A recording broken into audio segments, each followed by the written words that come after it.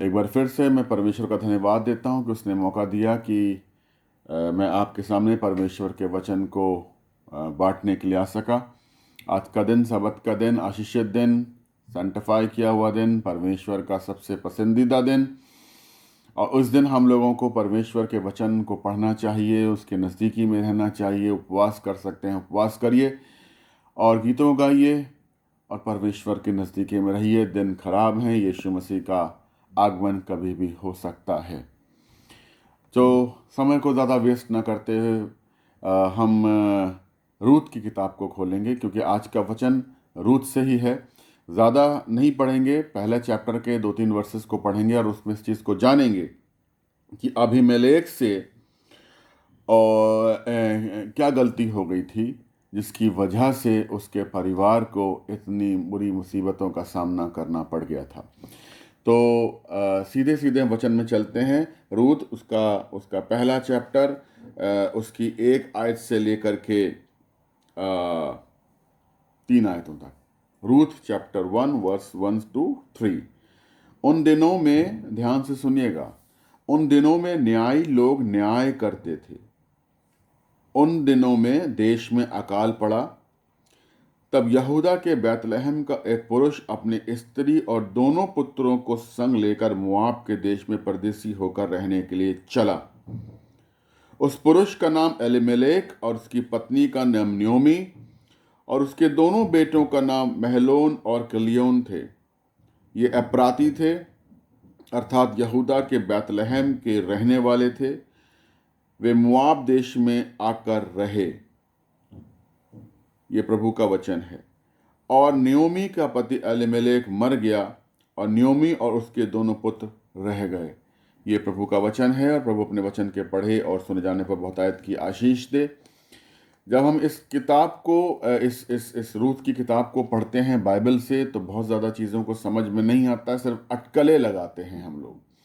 लेकिन जब हम लोग तालमूद को, यहूदियों के ग्रंथों को पढ़ते हैं, जो यहूदियों ने किताबों को लिखा उनको पढ़ते हैं, तारगुम को पढ़ते हैं, तो हमें एक नया इंसाइट मिलता है, एक नई जानकारी मिलती है इन कुछ पदों को जब हम लोग पढ़ते हैं। तो यहूदियों का जो किताब है तालमूद और तारगुम, वो हमें क्या बताता है? यहूदी रब्बी हमें ये बताते हैं कि रूत की किताब जिस समय लिखी गई उस समय एक अकाल की चर्चा करी गई है। एक भारी अकाल हो गया है, जिसको कि हम लोग पहले ही उसमें पढ़ते हैं कि अकाल क्यों पड़ गया था। अकाल पड़ गया था कि वहाँ के जो न्यायी थे वो न्याय गलत करने लगे थे, और जिस कारण से परमेश्वर का क्रोध उस देश के ऊपर पड़ा, उस देश के ऊपर पड़ा और इज़राइल के ऊपर पड़ा, और वहाँ पे अकाल आ गया, भयंकर अकाल आ गया। ये घटना जो रूत की है, ये यीशु मसीह से करीब करीब 1000 साल पुरानी है ना। 1000 BC की एक घटना है। तालमूद के अंदर और तारगुम के अंदर लिखा हुआ है कि बैतलहम में यीशु मसीह से 1000 साल पहले जितने भी लोग बैतलहम में रहा करते थे, वो सब आपस में रिश्तेदार हुआ करते थे। वो सब आपस में रिश्तेदार हुआ करते थे। तालमूद और तारगुम हमें ये बताती है कि जो अबीमेलेक था, जो न्योमी का हस्बैंड था, वो कोई छोटा मोटा आदमी नहीं था। वो बहुत पैसे वाला था, बहुत धनी था, और ये कह लीजिए इंग्लिश में कि वो एरिस्टोक्रेट फैमिली से बिलोंग करता था। बड़ा परिवार था उसका, नाम था उन लोगों का। और अबीमेलेक से एक गलती हो गई। गलती क्या हो गई कि उन लोगों ने, जब अकाल पड़ा, जब न्याय गलत न्याय करने लगे, तो उन लोगों ने एक डिसीजन लिया। अबीमेलेक बहुत ज़्यादा धनी है, उसके पास पैसे की कमी नहीं है, अकाल में भी पैसे की कमी नहीं है, और उन लोगों ने एक डिसीजन लिया। और डिसीजन क्या लिया कि वो इज़राइल को छोड़ करके वो मुआब देश में जाके रहेंगे, वो मुआब देश में जाके रहेंगे। ये डिसीजन अभिमेलेक ने क्यों लिया? तालमुद और तारगुम ये बताते हैं, तालमुद एक किताब है, तारगुम एक किताब है यहूदी रब्बियों की। ये बताते हैं कि अभिमेलेक जो था पैसे वाला था, और वो अकाल के समय अपने देश को, इज़राइल को, बैतलहम को छोड़ के वो इसलिए गया था कि अकाल में उसके नाते रिश्तेदार उससे पैसा उधारी मांगने ना आ जाए। क्योंकि जैसा मैंने आपको बताया कि इन किताबों में लिखा हुआ है कि बैतलहम में जितने भी लोग रहा करते थे वो सब आपस में रिश्तेदार हुआ करते थे, और रिश्तेदार आपस में पैसे ना मांगने लगे, इस कारण से अबीमेलेक डरता था, और वो एक डिसीजन लेता है कि मैं बैतलहम को छोड़ करके, इज़राइल को छोड़ करके मैं मुआब देश में चला जाऊंगा। इस डिसीजन में मुआब देश में रहने का डिसीजन अबीमेलेक का था। उसमें न्योमी का कोई हाथ नहीं था। न्योमी नहीं चाहती थी कि वो जाकर के वहाँ पे रहे, दोनों बच्चे नहीं चाहते थे, लेकिन अबीमेलेक ने डिसीजन लिया। अबीमेलेक का जो जो हिब्रू मीनिंग है नाम का, तो God is my king, God is my king. इस नाम का अर्थ है कि परमेश्वर जो है राजा है ना, मेरा राजा है परमेश्वर। लेकिन फिर भी उसने अपने परमेश्वर पर विश्वास नहीं किया, और वो इज़राइल को छोड़ के, वो बैतलहम को छोड़ के मुआब देश के अंदर चला गया, और चुपके से गया, बता के नहीं गया किसी को, वो चुपचाप से निकल गया। ये किताबें हमें बताती हैं। व्यवस्था विवरण चैप्टर 2 वर्स 33 में क्या लिखा हुआ है? लिखा हुआ है कि परमेश्वर ने मूसा को वार्निंग दिया था, हिदायत दी थी कि अमोनियों में और मुआबियों में से कोई भी उसकी सभा में आने ना पाए। परमेश्वर ने हिदायत दी थी, मना किया था कि इन देशों में और इन देशों के लोगों, ना तो इन देशों में जाना, ना इन देशों को अपनी सभाओं, लोगों को अपनी सभाओं में लेकर के आना।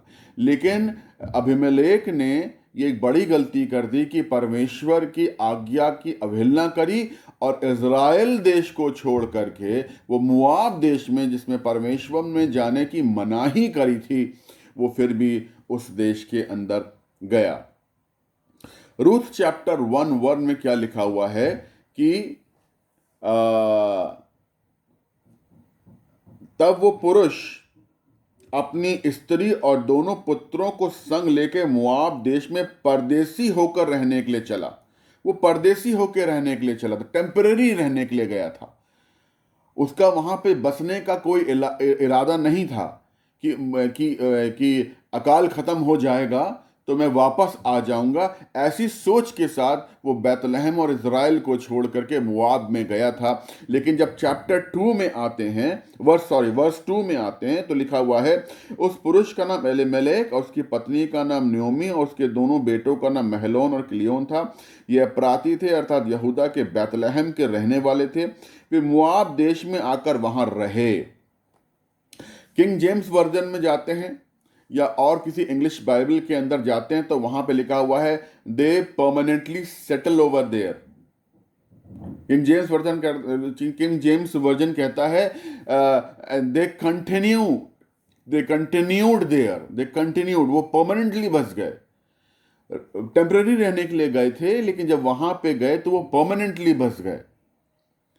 और परमेश्वर इस चीज से नाराज हुआ कि एक तो आपने परमेश्वर की आज्ञा को की अवहेलना करके उसको तोड़कर आप मुआब देश में रहने के लिए गए, और दूसरा जब आप वहां पे टेम्पररी रहने के लिए गए तो वहां पे जाकर के आपने अपना मन बदल लिया और आप वहां पे परमानेंटली रहने लगे।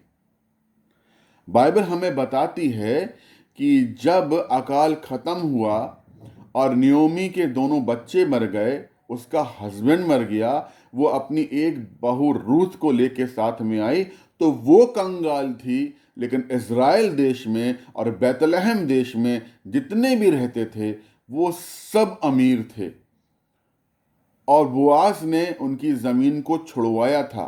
एक धनी व्यक्ति था। ऐसा नहीं था कि अकाल पड़ा तो जितने भी इजरायली थे वहां पे सब गरीब हो गए, सब कंगाल हो गए। नहीं, कंगाल न्योमी हो गई। क्योंकि एक गलत फैसला उन्होंने लिया। इसलिए हम इस चीज़ को देखते हैं, बाइबल आज के दिन हमें बताती है कि हम जो भी फैसले लेते हैं अपने जीवन के, वो फैसलों को लेने में हम थोड़ा सा ध्यान करें और हम अपने जीवन को सही करें। डिसीजन लेने में परमेश्वर की अगुवाई बहुत ज़रूरी है। परमेश्वर से प्रार्थना करें, अगर कुछ समझ में नहीं आ रहा तो परमेश्वर रास्तों को खोलता है। मेरे पापा मुझसे एक बार कहा करते थे, मैंने उनसे पूछा था कि पापा अगर मुझे 4 रास्ते दिख रहे हैं तो मैं कौन सा रास्ता पकड़ूं? तो मेरे पापा ने कहा था कि बेटा प्रार्थना करो और किसी एक रास्ते को पकड़ के चलो। यदि वो परमेश्वर की ओर से होगा तो आप सीधे चलते चले जाओगे, और अगर वो परमेश्वर की ओर से वो रास्ता नहीं होगा तो इतनी रुकावटें आएंगी कि आपको समझ में आ जाएगा कि रास्ता मेरे लिए सही नहीं है। तो आज का वचन मैं यहीं पे ख़त्म करता हूँ। आप सबको एक बार फिर से परमेश्वर के नाम में शबत सलोम कहता हूँ। सब आराम से रहें, खुश रहें, आनंदित रहें, प्रार्थना करते रहें, परमेश्वर के गीतों को गाते रहें, उसके नज़दीकी में बने रहें। सारा आदर, सारी महिमा परमेश्वर को देते हुए इस वचन के पढ़े और सुनाने पर आशीष मांगते हुए इस वचन को समाप्त करते हैं। आमीन। धन्यवाद यीशु।